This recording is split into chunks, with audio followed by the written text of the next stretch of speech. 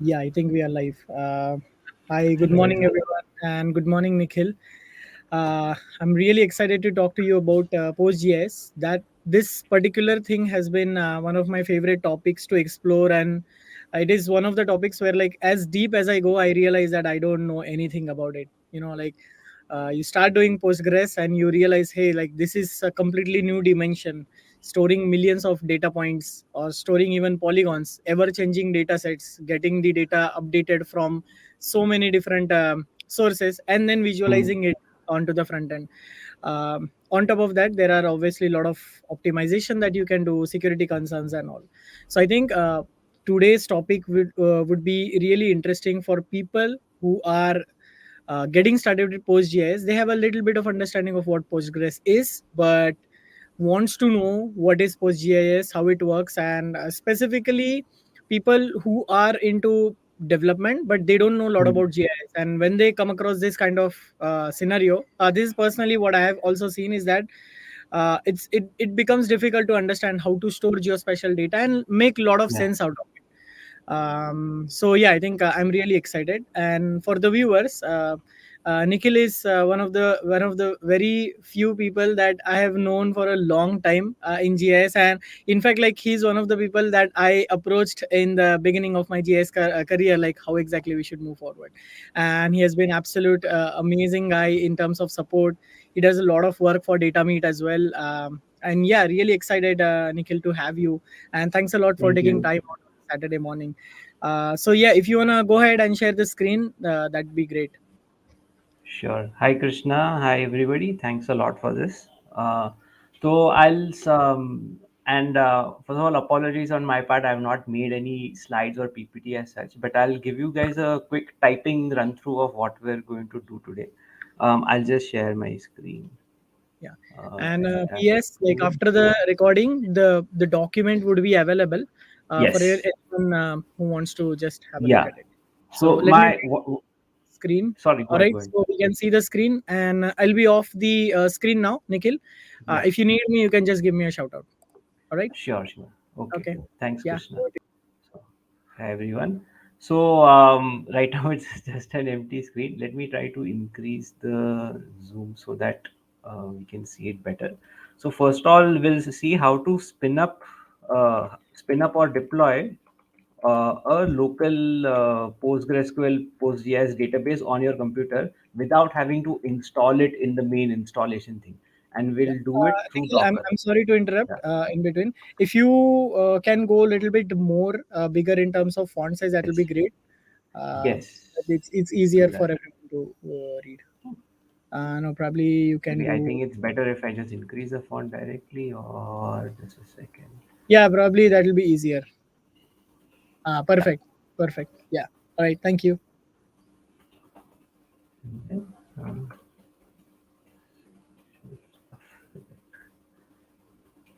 okay. So yeah, broadly, I would say this talk will be split into three parts, which is the initial part of just spinning up a database, and we will use Docker, the technology called Docker for it. I don't know what to call Docker. It's a system, it's a software, it's like a lot of things, but it makes our life a lot easier. Then loading data into the database, and I will do that through using Python script, but there are multiple ways to do that, but I will use Python, Python program for that. And then doing spatial stuff with it, I will use that with a database workbench tool itself, like directly we can query the DB. So I will be using a software called dbeaver for that, which I like a lot for its lot of features and all that it has, and it's totally free and open source. All of these technologies are free and open source, so anybody can use them. So I'll start up with the first thing, which is the Docker Compose, and here also I'll just increase the font a bit. Mhm. Yeah, is it this? Yes. Okay, great. So, firstly, the way this is called orchestration, that we create a YAML file which has a declaration of, okay, what services we are going to use, what is the image. This is a PostGIS image, and there is an official PostGIS Docker images also. But this author Imre Samu, I found that he makes some compatibility things there. so that this one can also work on the cheaper web servers that are coming nowadays, which are on ARM architecture, like ARM64. Instead of the x86 or AMD 64 architecture, these are the ARM chips and all. So those servers like run on less energy, they are more efficient, and most importantly for us developers, they are cheaper. Like when you go on Hetzner or DigitalOcean or so, if you choose that architecture, it comes at a much cheaper cost than the other ones. So this particular Docker image works very nicely in that architecture as well. So I'll just explain what this file is about. So I'm declaring that I have a service called database one. It is using this Docker image. So I'm not building something natively. It is pulling it from the internet. It's going to be called database one. It's going to have a configuration that anytime some error happens, it always restarts. It has user, means it has this local permissions that are done. And I'll just show a quick way of how I'm able to find that out. This one should also be right.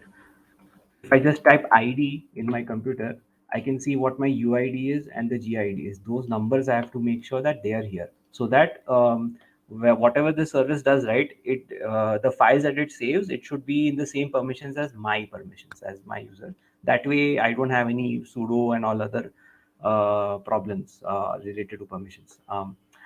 By the way, just a FYI, I'm doing this on a Linux Mint operating system. My main work laptop is on Linux Mint. I'm Windows free since many years now, and proudly so.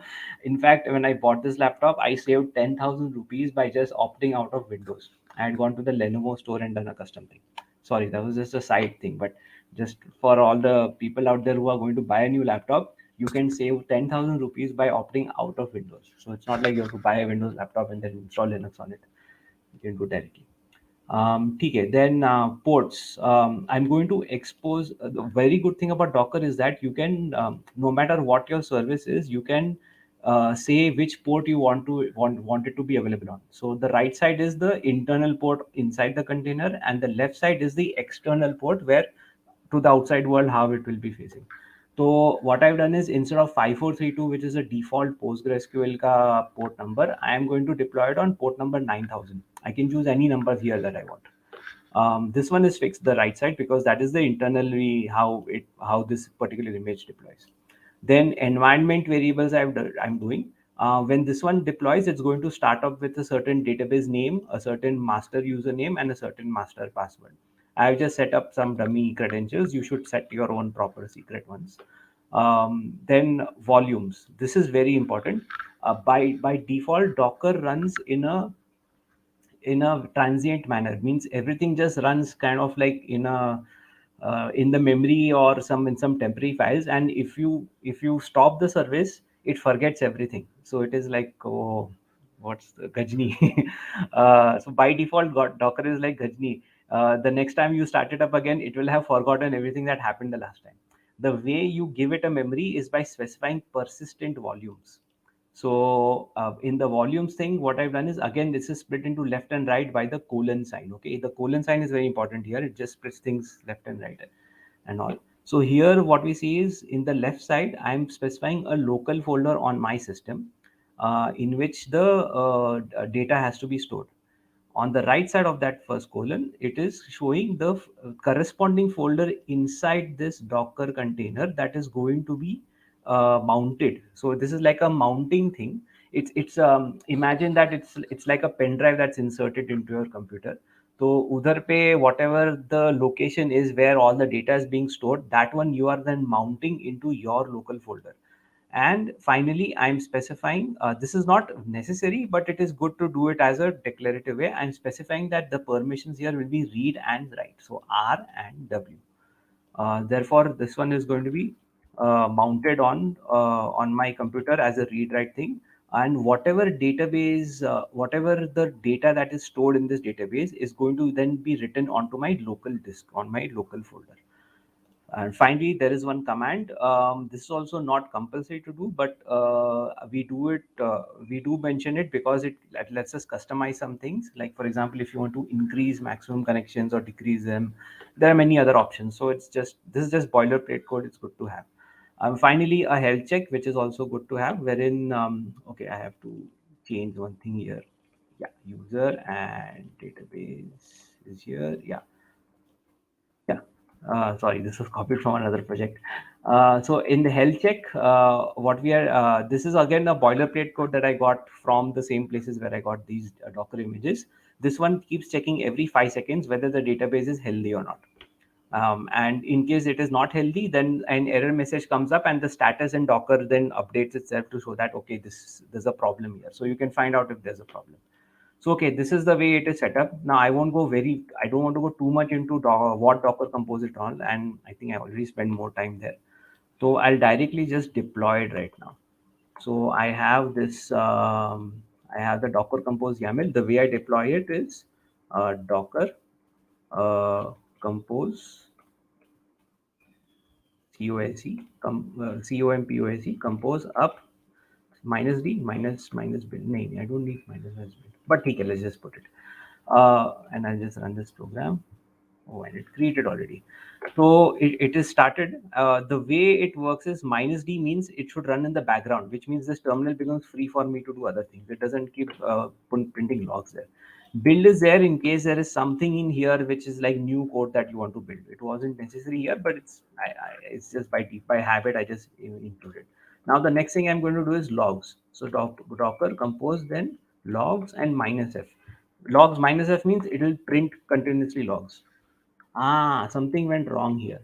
So here what went wrong is related to permissions and all, and I'll show you what happened. Actually, this is a good example of what happens when you don't do this.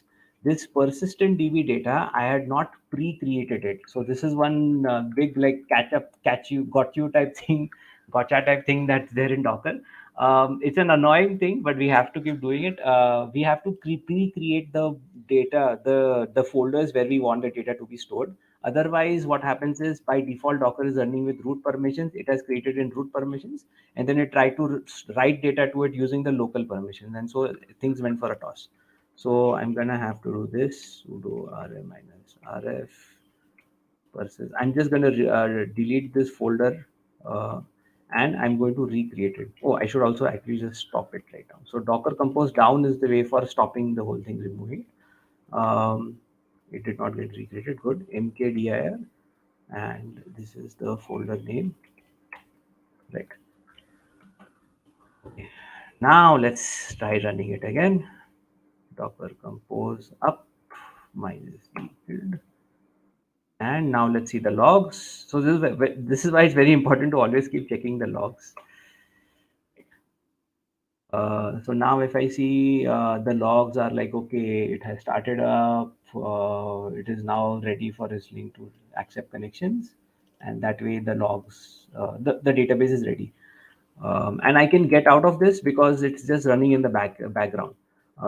If I check what are the present Docker containers in my system, this thing shows up, and so now the database is up and operational on my system. And if I just do xstop, then it is not like I have browsers and all running right now. It is not using too much memory and all, so it's not a heavy thing at the beginning. It's only when you start loading data into it that things can get heavy. So okay, so now I'll proceed to the next stage. It is so we're done with this. Now let's go into loading the data into the database. So for this, what I have done in advance before this talk started is I created a I started up Jupyter Lab. So Jupyter Notebook is a way of running Python programs in your browser, and it is also a very easy, a very clean, neat way of running things, especially when you are in the beginning stages and debugging things. So rather than building a whole Python script and running it from start to end, you can run things line by line, see what the stored value is, see what the output is, and then keep improving as you go along. So this is again code that I have then look online for how best to do this kind of operation, and so I've copied from there. So these are the packages that are involved, and these are the DB credentials that I use to connect to the database. So it has a host, port, database, user. So all of this is corresponding to what I have over here, the Postgres, the environment variables here, DB underscore user underscore password. and then the password is here. Then db string is composed by doing this. So finally a db string is this, and then this is using the package sql alchemy in python. Just a quick note, I don't use this for my other postgresql operations because I feel like this package does a bit of a overkill. It goes into orm and all. I use just directly psycho pg2, like psycopg2. There's something called that and binary. So this package I use, and much simpler commands because I generally just run simple queries. But I won't go more into that right now because I just want to Hi, get the Nikhil, data. I have a question, if you don't Yeah, mind. sure. Can you quickly let us know? So, for example, okay, I have seen this happen a lot. That okay, people will, like let's say if they learn ORM and they will do SQL alchemy all the time, and even for simple use cases, I see that it becomes over engineering. So, do you Yes. mind giving the example when you decide to use PsychoPG2 and Ah, when do you use the SQL alchemy? Just in a simple terms, and what are the pros and cons? Maybe in like few lines.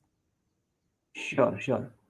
When I want to just once my database has already been set up and I just want to do querying the day-to-day stuff, like I have say a backend system with APIs and all, and I just want to make select queries and insert and update queries. That time I use the simpler one, which is PsychoPG2 Mhm. binary. And the way I have some code in which it just everything just comes as a normal Python dict, like the Python JSON type data. Everything just comes like that, comes and goes.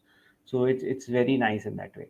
And I directly run the queries. I don't have a ORM stuff in the Okay. things I do. So then I use this.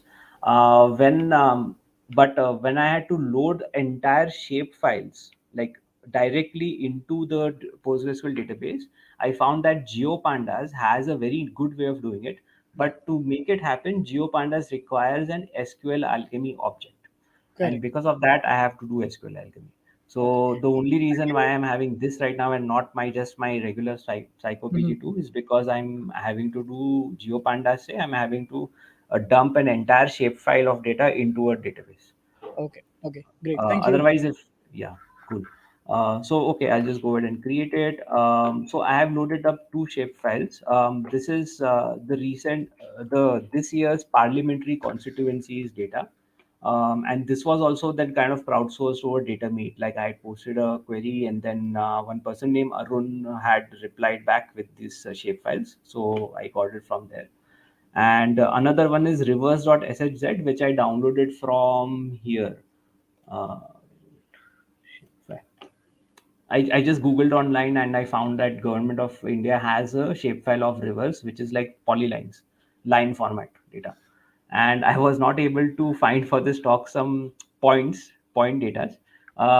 Just a side quest for this for Krishna. If you can find some or the other shapefile of points, okay, that are kind of spread across India, can you please quickly send them to me? Actually, I just use natural Earth data that's like across the globe. हाँ क्या हाँ तो So फिर मेरे को link yeah, just yeah, share yeah. the Let link me with me. just share the link to you. Yeah, yeah, Like that's my way to go for like general point polygon cool, cool. even line dataset. I'll send you right away. No problem. So, anyways, I'll show you this. So, GeoPandas is now loading up the data up the first file as a read file, gpd.read file. Then I'm displaying it here, what the contents are, and the contents are the states, codes, length, area, what the polling dates are, and finally there's a geometry column having multi-polygon data. So this is a shape file, but it has been loaded in a tabular type format. I will shrink this view. We can also do a quick plot of it. Dot plot. PS, I have sent you the link in the private chat of StreamYard, so you can just. Okay, okay, thanks. Yeah, so I'll take a break later and just bring in the file. Yeah, gdf1.plot. So this is like, okay, loaded the India current parliamentary constituencies. Now comes the meat of the thing. I'm gonna time this also. So I have set up a like time. This is just capturing the time in this seconds, in epoch seconds or milliseconds or something. Then it's going to run this command. So this is the main command that we have. Nikhil, do you mind? Yeah, perfect. That's exactly what I was going to ask you to Yes, zoom. yes, better. This is the main command that we have. So this is going to be GDF1, which is our loaded geodata frame. Dot to PostGIS. This is the magic thing that GeoPandas has. That directly just puts things in there. Table name is there. I've just kept it as PC. Con equals engine. This engine variable was created before using SQL Alchemy. So it has connected to the database. So it is using this database connection. So con equals engine. If exists, replace. So in case there is a table already existing, it replaces. There's also another option of append. In this case, I want this whole data in, and I don't want anything like building up or piling up. So I'm just going to say replace.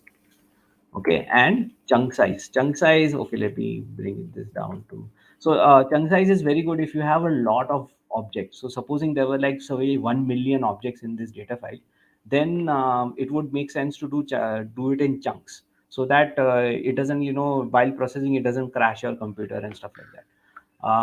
But it's okay to just keep a, yeah, it's good to just keep a moderate enough chunk size. So this one has a few hundred items. Actually, we can even find out how many there are by just this LENGDF1 546.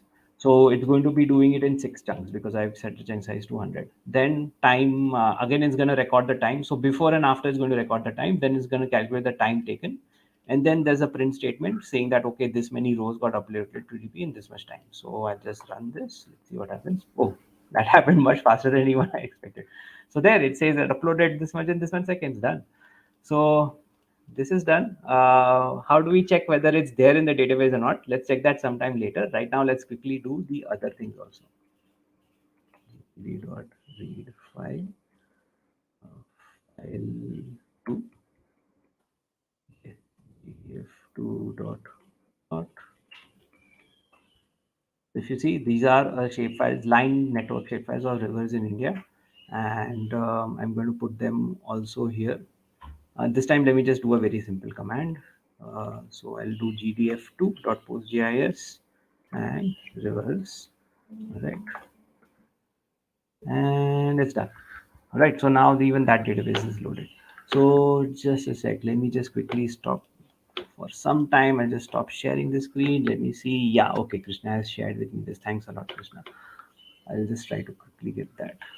Populated places. Okay, 2 point. Simple with less columns. That's better. Yeah, yeah, exactly. I'll just get the one that's simple, bring it into here. Okay, good. It has the shape files. I'll just call it SHZ. Okay, I'll get back, share the screen again.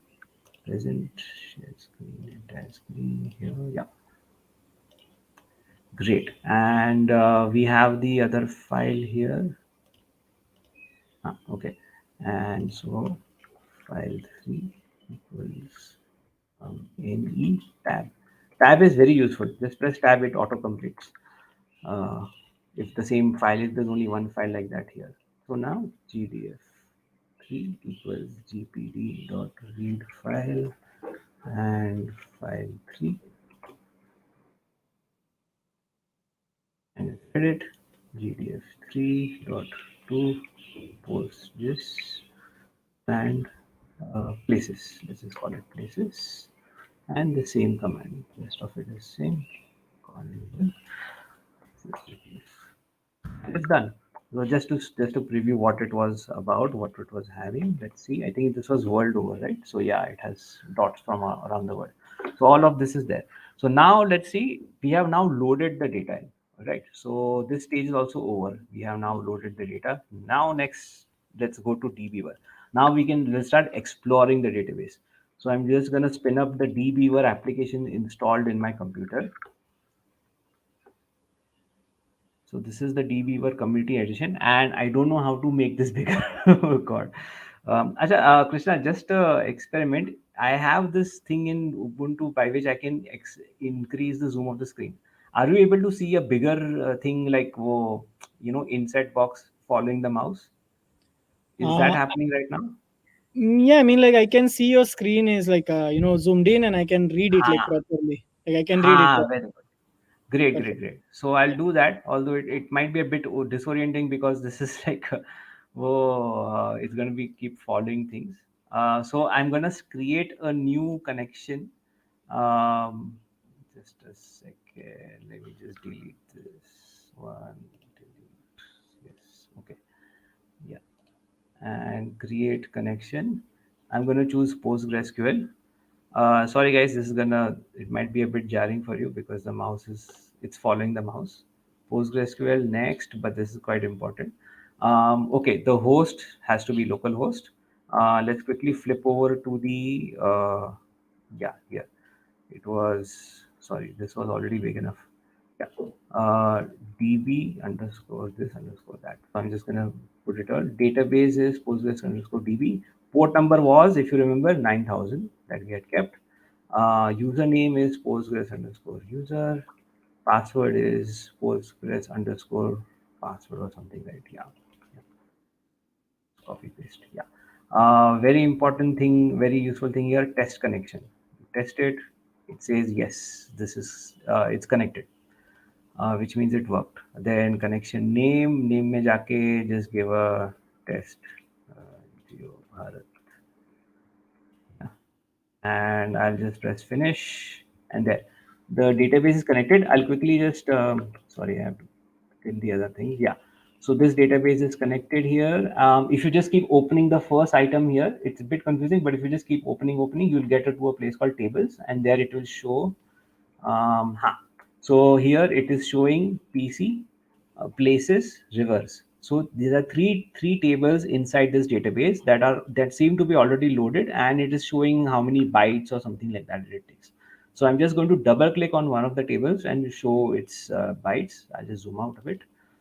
हाँ, तो अभी किया तो double click किया तो so all of these data seems to be loaded here. If you can see, all the columns are there. Whatever columns were there in the original shape file, everything is there, including at the end a geometry column. So in geometry column, the way dbeaver presents it to us, it's in the WKT format. Originally inside the database, it is storing the shape data in a binary format. They call it WKB format or something. But here for our readability, this dbeaver has fetched it in a way that it is automatically converted into this. dbeaver has one very nice feature, which is why I liked this over say PG admin or others. Also, although even those have, but this one like just works much faster. You don't need to see the whole data here. I'm just going to select this entire column. I'm going to press F7 on my keyboard, and it has a this preview display, and it goes off in some time for sometimes it gets buggy, but I hope you guys were able to just capture it. So whatever data you have selected, it is okay, yeah, this is better. So whatever data, whatever row you select, it is giving the preview of that shape on the map, so you're able to like see it fully, and so it just renders a map automatically for you, so you can inspect your data. So this way I'm able to inspect the database, check out all the data that's there, find out all the columns and all.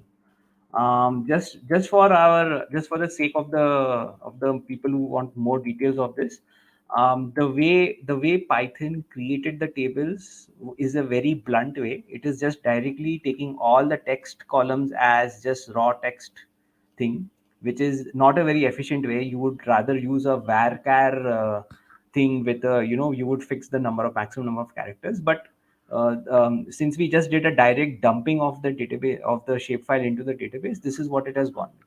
All the integers became integer, all the floats, decimals became floats, and all the text columns became text. But the most important thing is geometry came properly. So because it was a multi-polygon layer, the geometry layer came as that. So now let's inspect the other one. Rivers was the second data that we got in. So rivers may, again, it has, okay, let's just see this. It has one object, river name is there, origin, major tributaries, then it has BA name, sub-basin, shape, length, geometry. Geometry is all line string. So now if I press F7 again, it is showing the line string. So it has like rivers as well as sections of rivers, it seems. Many. Oh, but seems to be some other places, Japan and all. Pata nahi. Oh, EPSG something else came. Okay, so this is one good place to find out. Uh, this is if you look at the lat longs, it's something else here. It is not normal lat longs. So what happened was the rivers, the data that I loaded from the Python database, Python program was probably not in the what EPSG 34326, which is a lat long coordinate reference system. So I'm going to quickly just go back to my Python program, and I'm just going to inspect the reverse data again. I had not bothered reading it. I had just done it like this, right? So let me just see the first few rows. GDF2 dot head. Yeah, and yeah. So there's some ways to find out to do some debugging here. This is why I like doing this in Python, because I'm able to debug data also when I'm loading. If I was just using OGR to OGR, like those command lines, I don't have any way of like changing things while I'm doing it. So this one seems to be in a different kind of coordinate reference system. Yeah, right. ये India का ही data में होता है. They just keep the shapefiles in some other system. They don't bother putting it in normal lat long. Uh, Let me see now. GDF2.2CRS. Let's see if this works. PSG. I'm not just doing guesses. I know about these commands. You can always like go online and just go to post this GeoPandas ka whole documentation to see this. Yeah, okay. Now if I do this, then what happens? Yes, now it gets converted properly. Okay, so GDF2 equals to this, and I'm going to load it into the database again. So here the replace thing comes in handy. It is now replaced all the data that was earlier there. I'll switch back to the database, refresh.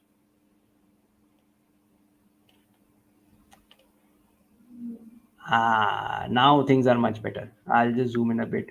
If you can see, it is now in proper longitude then latitude. By the way, the notation in this whole WKT, right, where it is line string, multi-polygon, polygon, it's always longitude first, followed by latitude, okay? Because they have this, they follow the algebraic way of X and Y. So when you plot latitude and longitude on a map, the X-axis is longitude and the Y-axis is latitude. So while we keep saying in our regular modern day things, we keep saying lat long everywhere. The way internally these systems work is they store everything in longitude first and latitude next. That's just one thing I found out. Yeah, it's quite funny when people switch it around. Like I've seen like folks who did not know that, then go to great lengths to just switch the latitude and longitudes and then end up with something crappy. So just like little bit tidbit of information. It's good to have. Wow, this is like a multi-line string. Awesome. Okay, yeah, so we have the reverse data. Next is places. So let's just go to places database table. I'll close the others to save RAM. Places, data. Again, these are capitals. And finally, they end with point geometries. And I'm hoping these are all in, yeah, yeah, these are all just point locations. They are all over the world, though. They are not just in India, which is a good thing because we'll be able to do some queries now to find. So all of our data is loaded in the database tables. We are through here. How are we doing on time? Krishna, is there anything that I should take care of, like speeding things up or taking care of some things? Little break. I also just have some water.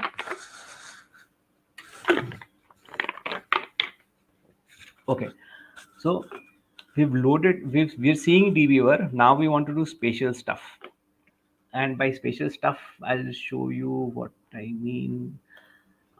There's this one page that I use as kind of my Bible for all things PostGIS. It is in the postgis.net website. It is not directly accessible from the top page for some reason, but it's a very good link. I'll just print the link in this doc also. So it's like a reference link which has all the PostGIS functions listed nicely with basic descriptions, and where you can then go and find out what each one does. And this covers everything in PostGIS, like all the geospatial functions that are there. And it's a huge list. And I found this the most helpful because I was able to just quickly read through and pick and choose the functions that I wanted. and it was very helpful for me to just choose things from here. So let's see now. I'll just quickly write down what I wanted to cover in the DB. One is the geospatial queries itself, but there's other things also. Like for example, if you want to recover data, if you want to get data out of your DB into your database or into your application, you might not want it in the original format that it's there in the database. Like you might not want it just as a WK, a binary blob or this or that. You might want it in some other language, like say a GeoJSON format or something like that. So there are ways of converting while querying. Query. Okay. So one very typical thing is you have points data, and your program is expecting that there will be one column of latitude and one column of longitude. And but what you have in the data is there's a geometry column with this point notation on. So क्या करे भाई इसका? So that problem always comes up. So we will first tackle that. Again, just give me a minute. I'll just try to see if there's a way I can zoom this thing in. Control plus plus. अरे वाह, ये तो हो गया अच्छा. Very nice. I didn't know that. Okay, very good. Okay, this is there. Then let me just.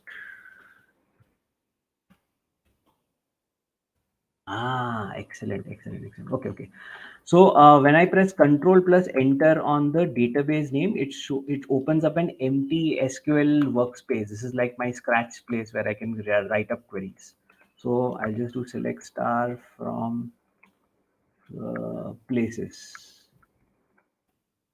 Okay. And it also has autocomplete. So if I just type P, it just gives me the list of things that I can choose. So places it is. I don't need that. And if the way I have to run a query in this is I can press the play button or I can press Control plus Enter by selecting the text. So only the text that gets selected gets queried. Select star from places. It has given me a result. So this is the same view as the DB. Now what I want to see is I just want little bit data. I don't want everything. So let's see what's the most useful thing here. There's name. Then there is, we should get the country somehow, and source name in ADM0 name. We should take ADM0 name.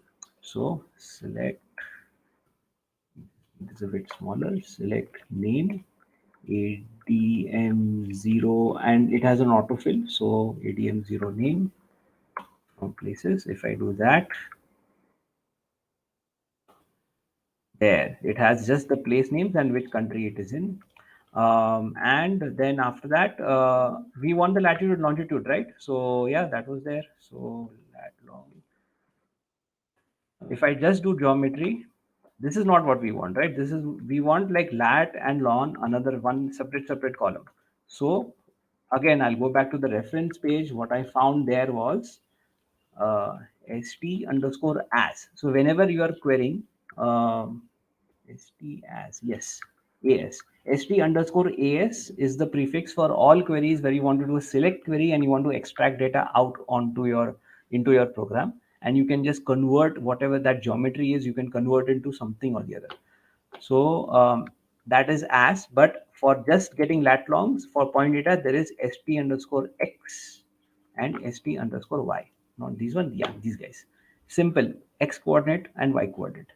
So I'll come back to this, select and st underscore x of uh, geometry. Let me make this a bit smaller now. st underscore y. By the way, the case is independent. Okay, it doesn't, like PostgreSQL doesn't care what the case is of all these commands. You can keep it caps lock, you can keep it small, whatever. Of again geometry, okay. And I can even keep it multi-line. So it's like I can even spread it across lines. This is better to see. So किया आ गया st underscore x xt underscore y. But I don't want to call it that, right? So I'll call it something else.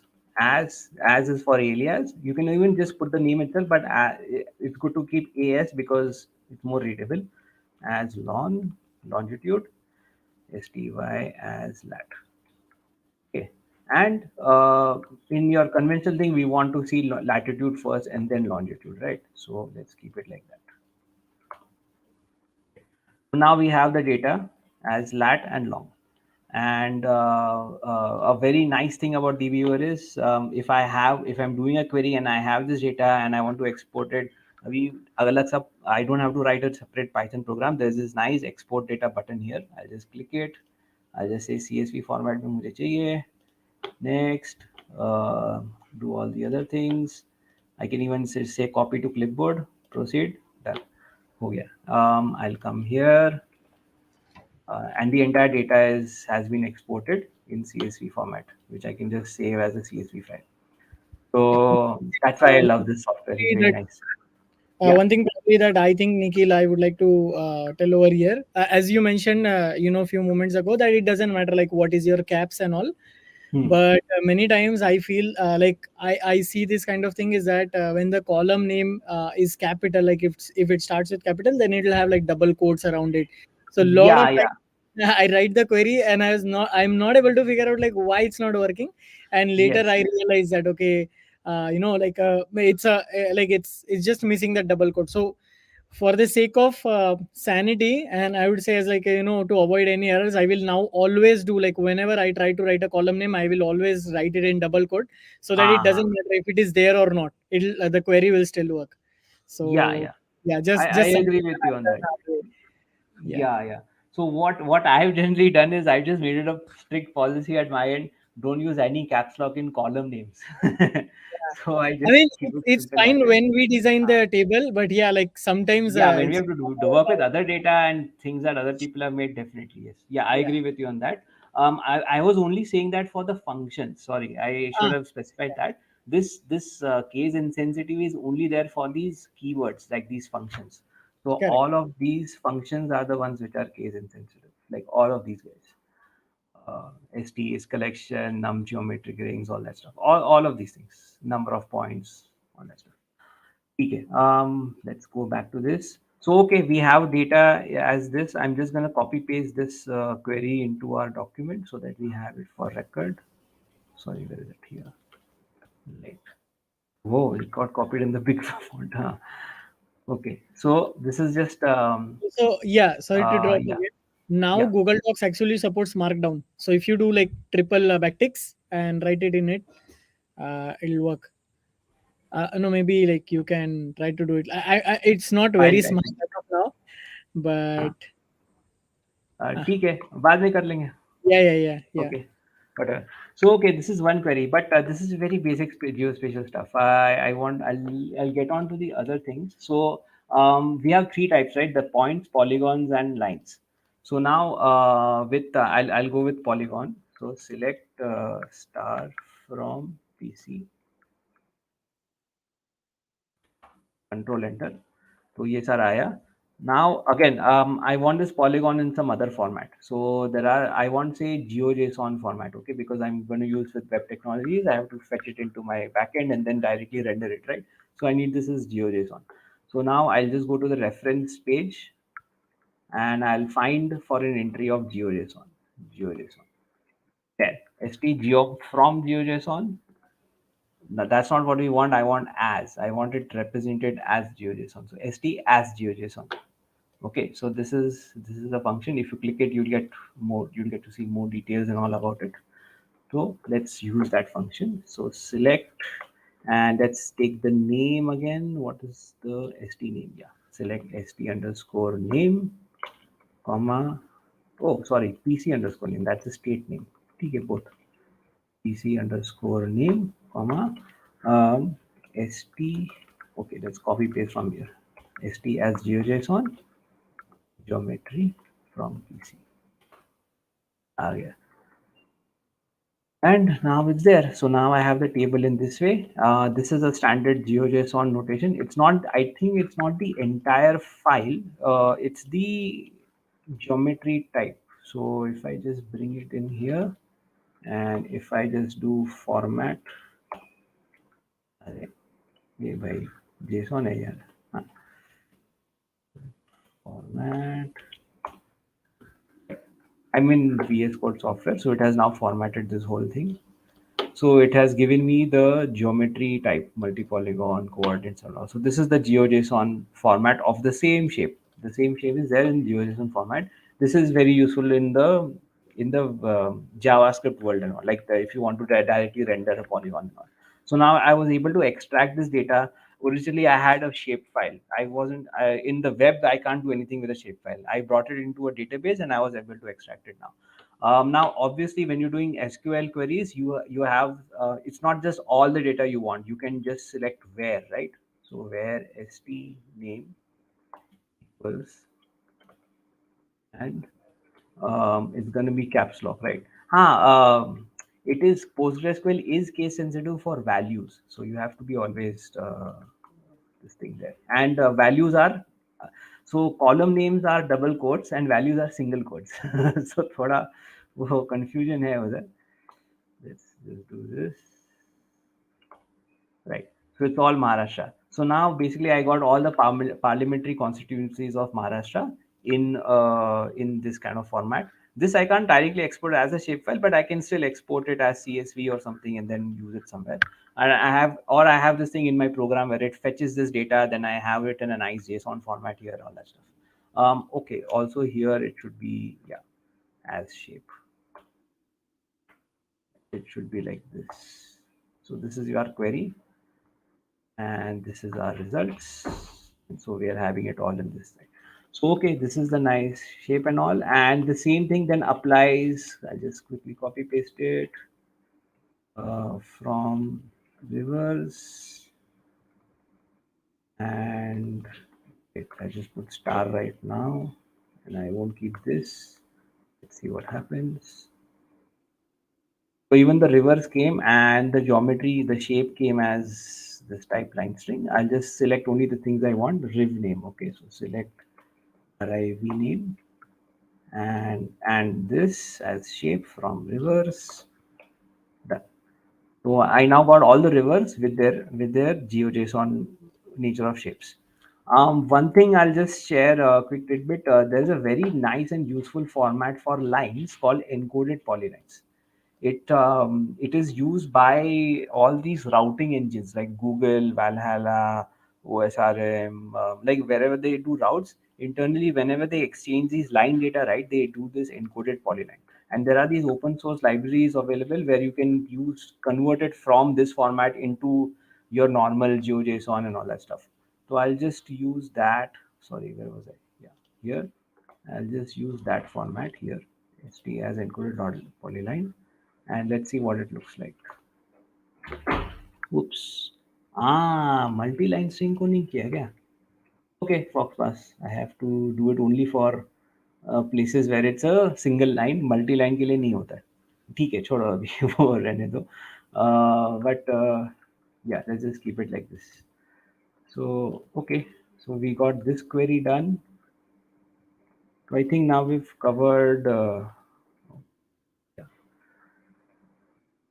and places and this. Oh, we did cover shapes also. Yes, yes, yes. This one also. Okay, so we have the place, polygon, as well as line. So this is your basic things of querying data. Now, what you guys are here for is not just querying data. We want to do geospatial operations of it. So now I'm going to get into this thing of let's do a radius search. So I've already saved. I mean, it took some time to figure it out. It's not something I can directly type through. So I've already saved it up here, and let me just bring it over here. Sorry, into my query table place. नीचे कर देते हैं. Right. Now I'm going to keep changing this, but basically what I want to do is the intention of this is point radius search, and which is give me everything that is say within 20-50 kilometers of a certain place, of a certain lat-long place, and I want all the places. So select star from places. Okay, where std within. So this is another function, std within, which is like the distance within. Now, std within requires two main arguments, which is like the first, it requires an a and a b, and then it has the radius. So my a is going to be the geometry of this, and I'm scoping it. This was like pretty cool to see in PostgreSQL. There's a very nice scoping operator scoping or converting or whatever. Like you can take something and you can convert it into another format. I'm scoping it as geography type. I'll tell you why I'm doing that after this. Then st geog from text. There's a gom. Now this is a gog for geography from text, and I'm giving the I'm telling that this is in the latitude longitude coordinate reference system, which is the 4326 notation, and I'm specifying my point. So this point, 73 and 18 point, this is somewhere I think Pune or something like that, some place like that. We'll find out in the results. But this is some place in India. And finally, I'm saying that I want it within 50 kilometers. So this whole thing is in meters. So if I want 50 kilometers, it's 50 times 1,000. I can even put 50,000 here, but it is convenient to see. So this function has three arguments passed to it. One is a, which is your first element, and then b, which is your second element, and then this. And here what I'm doing is I'm querying the database. So I'm my first element is the column itself, the geometry column itself, and then the second element is a fixed point that I want to find the things out. And finally there is this order by, but I'll do that later. Let me just query this right now. Let's see if we're getting any results. Yeah, yeah. It was around Pune. So the only place around 50 kilometers was Pune that came up. But let me just bring only the places things that I need. Yeah, this all. So ये जो columns थे, which I had done before, that only I'm taking now. Okay. So select name, ADM0 name. Okay. This.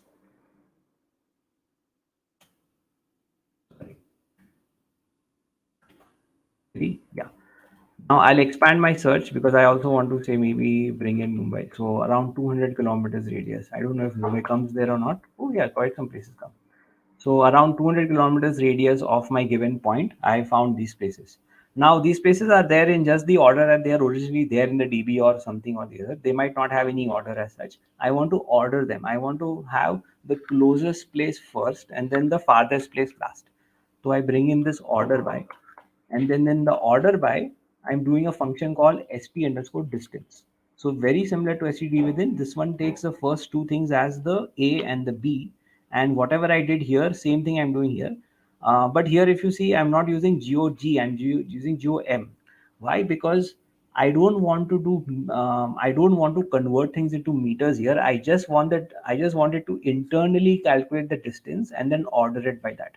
So here, whereas because I had my criteria in kilometers and like in meters, I had to do a conversion into geography. The geography data type in PostGIS natively supports meters resolution. So even if you feed it latitude, longitudes, it is internally going to convert everything into this proper on the ground meters for that particular location. So it is a very convenient thing. You don't have to keep converting it between different coordinate reference systems, which you saw some time back with the reverse data that I had to do, right? I had to convert it from what it was into lat long and all. So instead of all that stuff, simply using geography, I know that is every time the output is going to be in meters. Like जो भी है वो by meters ही सब करने वाला है. That's good. Now in ordering, I don't need that because I just needed to internally just calculate what are the distances are and then just order it that way. So the same point I have done. Let me see if I can bring this in. Okay. So order by st distance. First thing being the geometry and the second thing being the same lat long. Okay. So now I'm just gonna run this, and now it gives me the result table is giving me in ascending order the locations.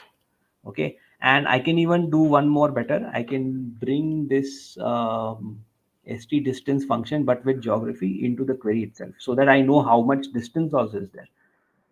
So that long, and let's add a query.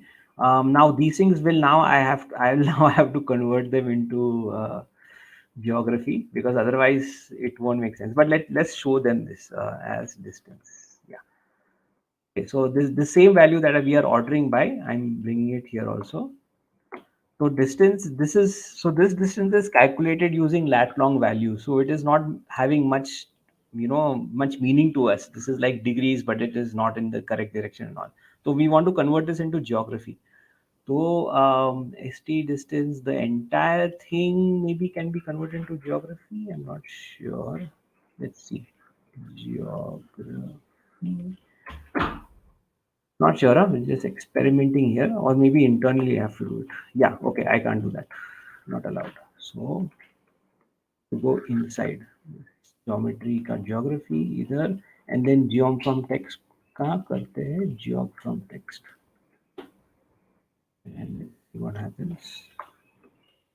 Still it didn't come. What happened now? ST function does not exist.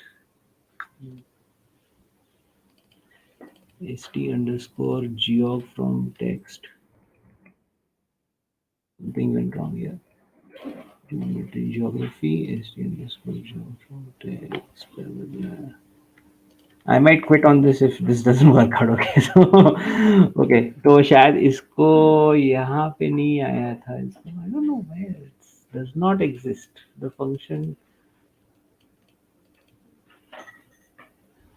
from text. It existed here, but it's not existing there. So not sure. उसका some reason होगा. But whatever. There are other ways. It's we can convert things into. Wait a second. Converting into SRID. SRID. So we have to then go back to the previous thing that I mean, if I wasn't using geometry, I would be using SRID stuff to set SRID transform. Yes, ST transform. So let's see now where this ST transform whole thing transform. Let's see what happens. Maybe jump from text.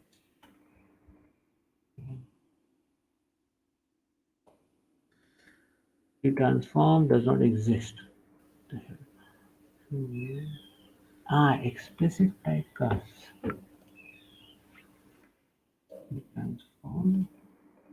Okay, there's something to do here. I've cracked it before. I'm not getting it right now. I'm not sure if I'll have it right now in my notes or not, but it's there. Kuch to hai. So what I'll do is after this call gets over, I'll append it to the text. Okay, the distance, but it's there. Means we should be able to get the distance also.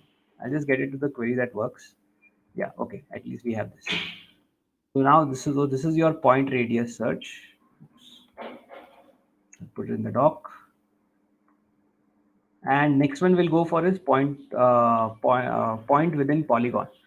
So the next thing that I want to do now is I've already preloaded this data into QGIS separately. So I have these parliamentary constituencies, I have these rivers, and I have these shapes. What I want to find is within, I want to find all the dots coming within the respective parliamentary constituencies.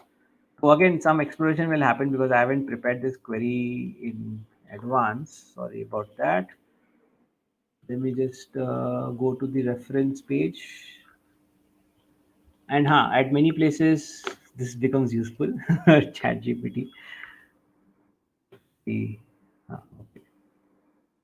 By the way, for all PostgreSQL queries, ChatGPT is helpful, but sometimes it doesn't get things exactly right. So then you have to apply your own intelligence also to it. Sorry, yes, okay.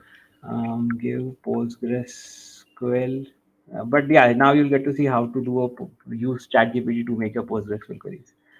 What do we want to do? Point in polygon to find. Okay, okay. Means in PostGIS, I have two tables. One with polygon geometry, another with point geometry. Give SQL query.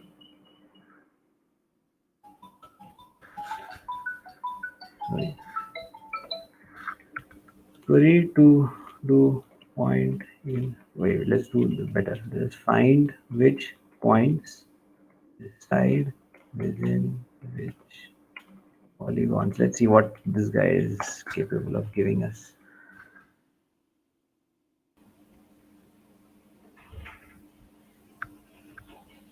Okay, so you can use spatial joins. Okay, is an SQL query. Let's take this and let's see what we can do with it. ये हो गया इधर. Select poly. Yeah, okay, these are the ID things. So the first one is poly, which is our PCs. So from PC, and join is with places table, and poly dot the column that we use for PC is PC name. Let's see that PC name as PC name. Point के लिए the column that we used is for points is name. Select, sorry, from, so point dot name as its name. So these are all aliases. वही वो समझ में नहीं आता वरना. So the table name this where st contains this geometry column. Our geometry column is just called geometry. The name of our geometry columns in both the tables is just geometry. Okay, the query is formed. Let's run it. Let's see. Aha, we got something. Right. So in Andaman Nicobar, it found a place called Port Blair. In Vizianagaram, it found this. In Kakinada, it found a place called this. So these are parliamentary constituencies on this side, but the place names are also very much corresponding because it is the the city in the district and stuff. So inside Guntur, it got both Guntur and Amravati. So let's get the lat longs also. So I'm going to find the I'm going to take the stx sty from the lat longs and bring it into this query. So and it is point dot. So it takes a bit getting used to figure out exactly where to put all these aliases and all. So here, for example, I have to get the places table, which is been aliased as points over here as point, and uska geometry column. So I want to make st underscore y of that alias dot column name, and then that gets then renamed as latitude. So that's the structure that comes here. So we have lat long, we have PC name. We can do one more also here. We can also actually just include the geometry of the place. So poly of the parliamentary constituencies. So let's do that. Okay, and yeah, so we have a point and polygon search now, wherein we were able to figure out okay which of the places are lying within which parliamentary constituencies.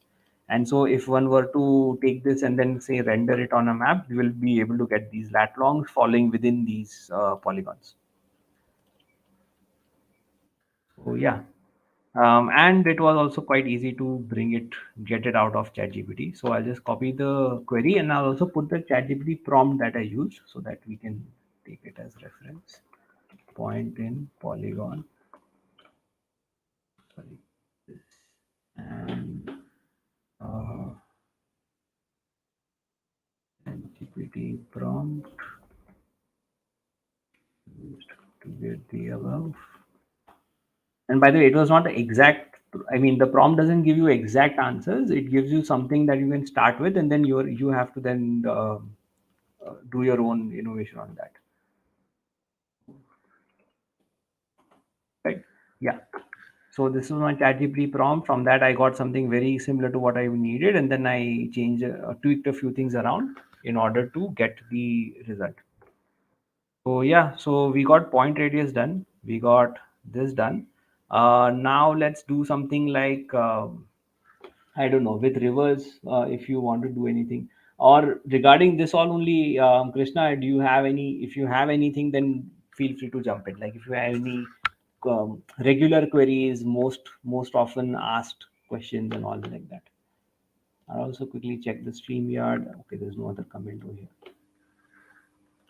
And I'm gonna start exploring things maybe with the help of ChatGPT.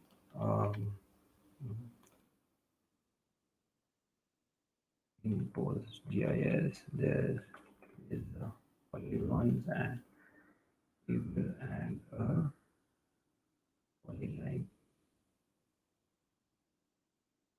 polyline, or what do you call it? Line geometry table.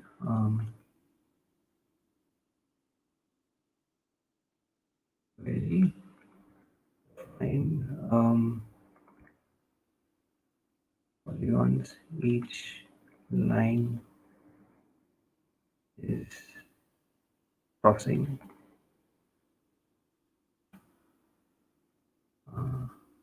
Let me just give it. There can be more than one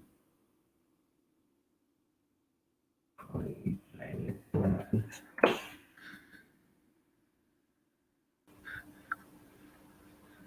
Uh, Join. Hi, Yes, Nikhil. yes. There's a question from the audience that says that is it possible to create new geometries based on analysis results, like intersection of points or something else? Yes, definitely. Let's do that. Let's run this and then let's try to do that. And your question is new geometry, as in like maybe you can just I'm get guessing it to like store it in the same can database. you probably, I mean, like, yeah. So there are two ways, right? So maybe we can do join. Let's say like you have a constituency table which is polygon, and then you have a point, and let's say like I want to now add a constituency name to the point, but then that Hmm. means we are just adding the metadata. Whereas like the question is that can we add new geometry? So probably like we can show like, like geometry creation function of PostGIS. Maybe Hmm. the simplest way to do this is that maybe in any of the tables that you have, you can show like how can you add let's say if you have a lat long, how can you add it as a point? If you have a geojson of line or polygon, how can you add that in the existing table, so to say? Dinesh, I hope Yeah, this is the question that you had. If no, please, yeah, please feel free to clarify it yeah, a bit. yeah, Yeah. yeah. Sure. The a simple thing is also centroid. Like you can take a if you have a polygon thing and you want to get out the centroids or you want to save them in the same table. So yes, let's do that. Okay, I ran this query intersects and I got this. So basically, the river named Ajay intersects with all of these parliamentary constituencies. Then Ambar intersects with Raigad and Mawal. Arjuna intersects with Theni, Virudnagar, and Tenkasi. We could also like cross check here, but okay, I mean this, I kind of trust this thing. So, so it gave me this kind of intersection type of thing. Intersection, right.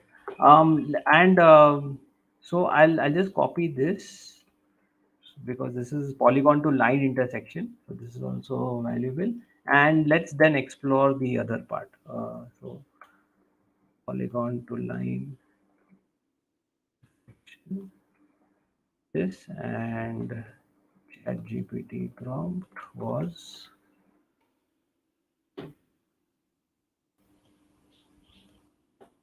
okay.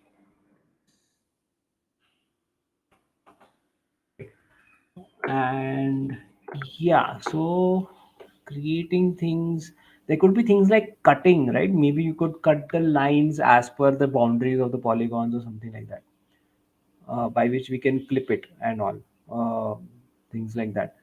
There's also creation of what do you call it, convex hulls.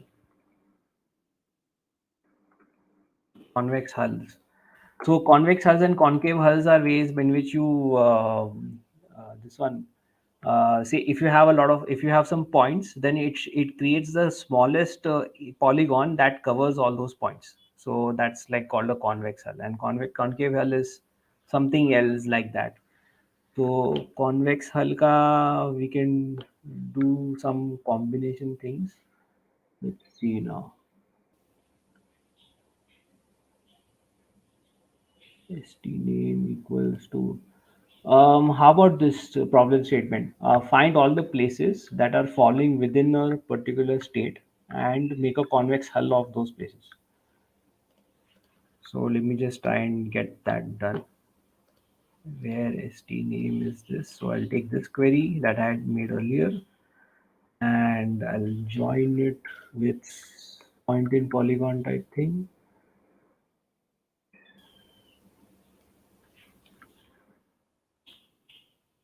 Um, it's simple.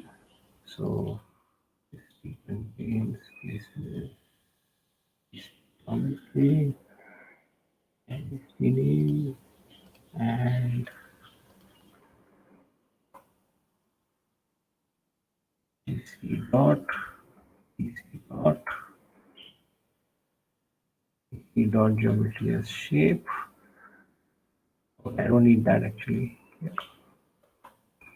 And I need the other points now. So I need the places. So name from places. So okay, and this is I have to put places dot. So whenever you're doing a join statement, you have to mention what table name you want the column to come from.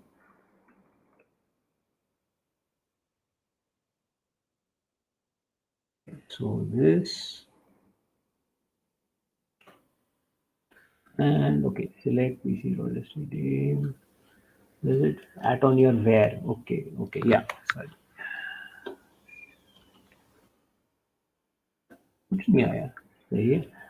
Okay, st name, pc name, places name, dot name, admin name, sty places.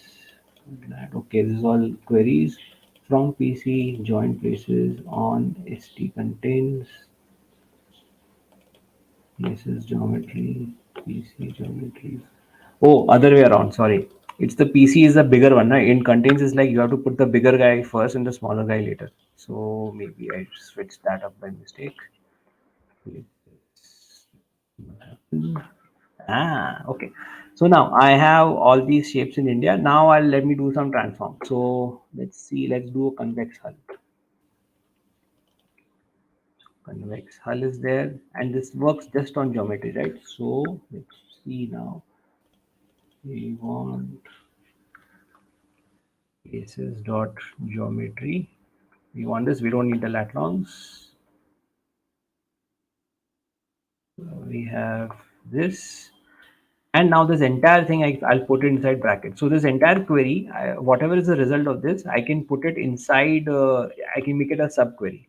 So select st convex hull, okay, and ये bracket के अंदर I can keep the, so let me keep this as a separate thing actually, and I'll make a record of this also. uh, Query to find all places within.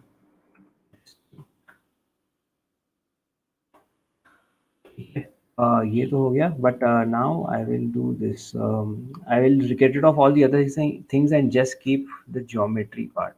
So select places dot geometry on PC, and I'll keep it all inside this.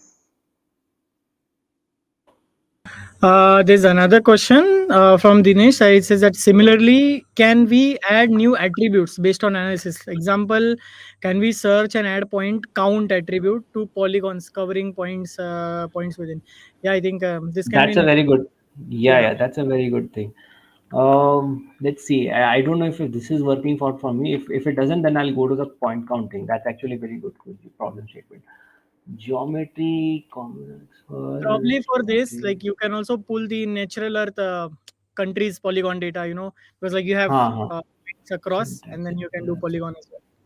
yeah syntax We have like next 15 minutes to wrap up. hmm. So probably, yeah, you can also plan. If you have anything else planned, maybe you can go through it. And for the questions, like then we can like have like last like 10 minutes or 5 minutes or something like that. Okay, sure, let's do that quickly as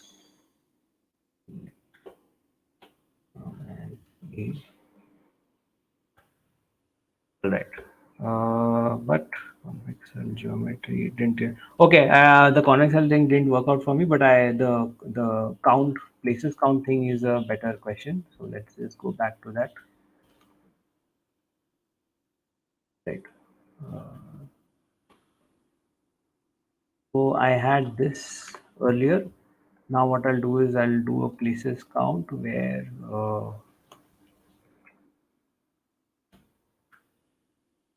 group by. Um, I don't need this. Just the PC name. This is group by PC ST name. Okay, okay. PC.st name. PC.st name. Count. R.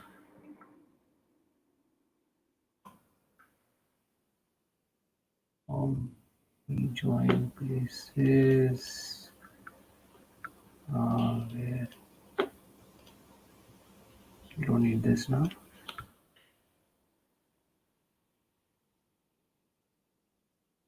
Let's see what happens. Okay. Yeah, so I got all the place counts for all the states. Like whatever places are there, whichever state, how many places are for each state. Yeah.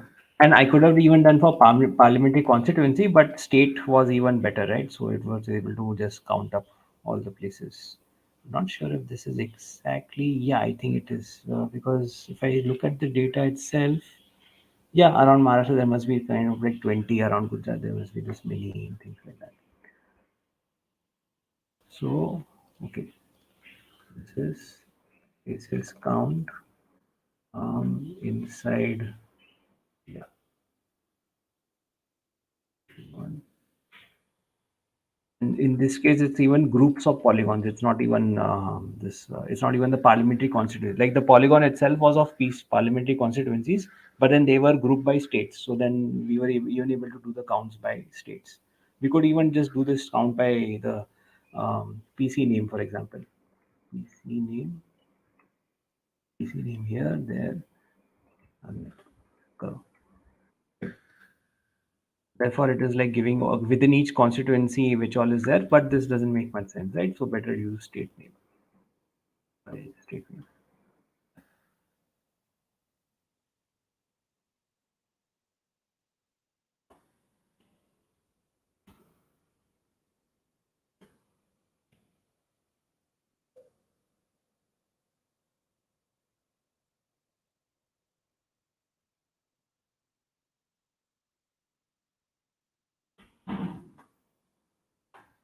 I'll refine these things later better. But yeah, and adding new attributes, and also what I generally do is like I have a Python program that is querying this stuff and getting this down. And then after that, I do other transforms, join it with other data, and then I again insert it into a table, another table, or the same table. Yeah, that can also happen. So maybe I can do this ST area, right? I mean, it's already there though in that table, but we can just do it just for this thing. Although, Krishna, what did you say about the time?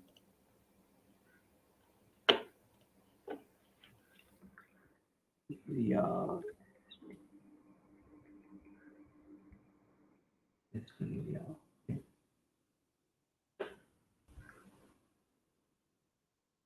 Let's see now.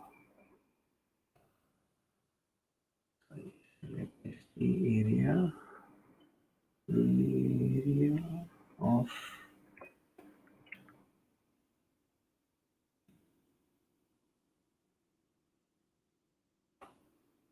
yeah, and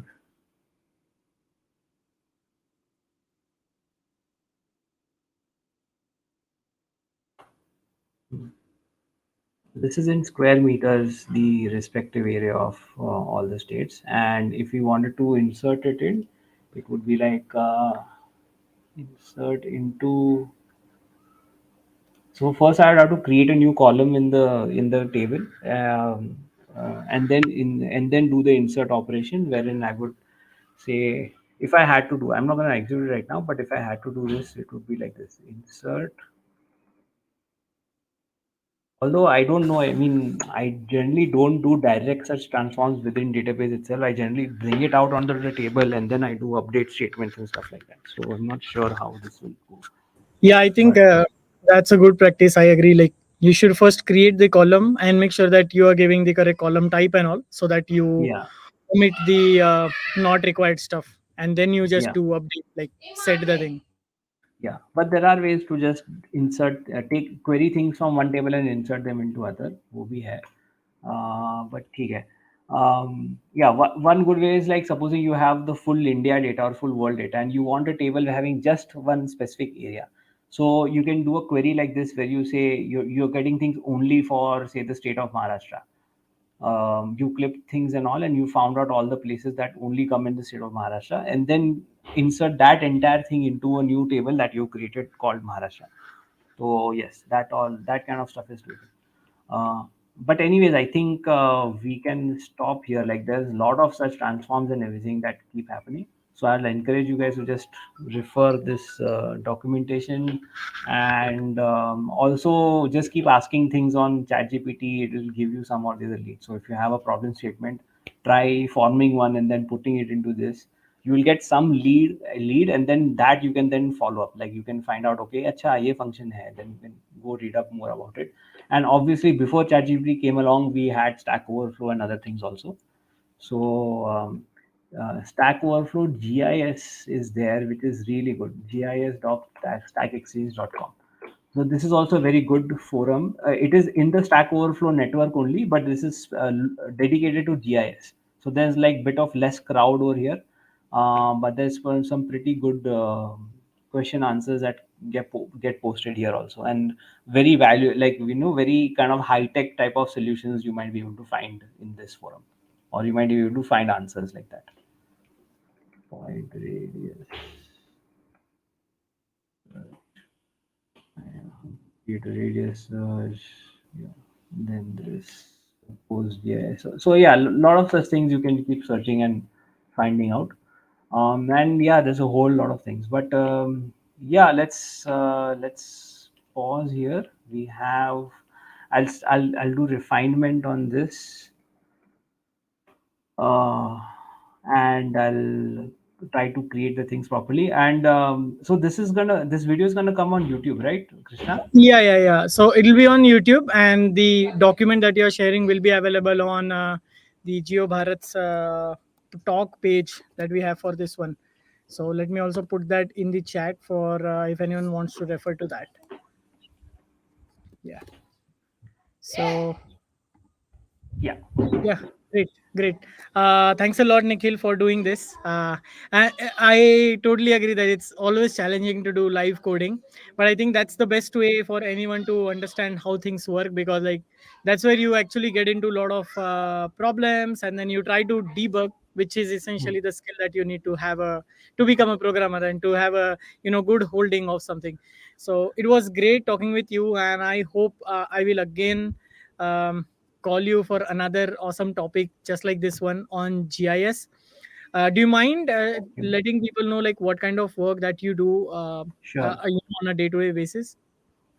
Sure. So there's actually a bit of changes happening on that front, but I'll tell you like overall, I've been working in programming with Python, as well as a little bit before that front end web design with HTML and JavaScript. I did not Okay. get into the bigger frameworks like React.js and all. I just stuck to original like the vanilla Hmm. JavaScript. But I worked something that I did a lot in that is mapping. So I used Leaflet.js library to create maps, to create interactive zoomable maps where all this kind of data is then rendered. So one recent thing I did recently was I'll just share the screen to just very quickly show that was this for the 2024 elections. I created this map, and this is like kind of a replica copy of a map that's there on the official elections website with the same color scheme, but this is interactive. So that one they have like kept a static some big image. So I took that and I just made an interactive version of it, wherein if you can find out which constituencies you are in basically. The Hmm. shapes are not very accurate. The means वो थोड़ा Yeah. simplified Yeah. है, but more or less people can find out which date their polling is. So this is very important because especially in Pune, if you see people who are coming from south of Pune, their polling date is 7th May, and the rest of us is 13th May. तो Ah. फिर Yeah. ऐसा हो सकता है 13 मई को बंदा जाए और पता चले कि यार अगले पिछले हफ्ते हो गया, it got over last week. Yeah, yeah, yeah. So it's very Understood. important to know. And even in Mumbai, there is like Navi Mumbai people have on the Panvel side is 13th May, and then the main Mumbai is 20th May. So that Nice. way, election dates and all is very important to know. Even people, my family friends who are in Gujarat, they have to go on 7th May. So yeah, I felt it was important because I heard some people's like on some circles and all find out that अरे हमारा election तो हो गया. Like Oh, they didn't even know it got over. yeah. People who were in Bangalore, they were like, oh वो तो मई में आ रहा था ना, and it happened on 26th April already. Wow. Wow. That's So crazy. But so yeah, I mean, then by the yeah, this is interesting. I hope I'll also get to see other things on top of this, like when it's time for the result, like how let's the yeah. results are happening, and maybe then users can do different like styling and all. And one thing I really like about this is that the entire thing is open source. So like someone who is watching this has an Hmm. idea that hey, like I already now have an interactive map with styling. Let me do XYZ on top of that. So immediately they can just go to your GitHub, Exactly. try to clone it, and then get the data. So one thing that Yeah. I would really like to see is that even for me, like as a lazy guy, would not want to go to the map and search. Like if I can just send my lat long, hey, this is where I am, just tell Ah. me. Or maybe like a simple, it can be a Telegram bot, just a simple Telegram bot, or maybe an Hmm. API that Hmm. I just call, send my lat long, and get the data. Next thing would be Definitely most I am welcome. Yeah. That Next that thing would kind be of thing I'm would be. lazy enough to find out my lat long. So how about I just type Nasik and I want to know that.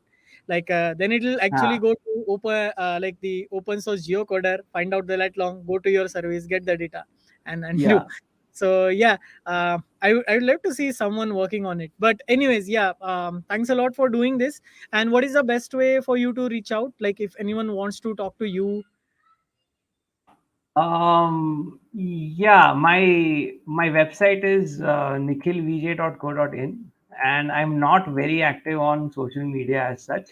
But you can find me here, and then you have my phone number and email ID Perfect. for anybody who wants to Perfect. reach. There's different other things, there's GitHub links and all also here. So yeah, but the main website being nikhilvj.co.in is good enough, and I'll Okay. also include it in the document. In the doc. Yeah, that'll be great. All right. Thanks a lot for doing this and spending like an hour and a half with us on Saturday. I hope I'll talk to you soon. Thank you. Thank Yeah, you. yeah. Thanks everyone. Bye. Yeah, it was good. Bye. Bye.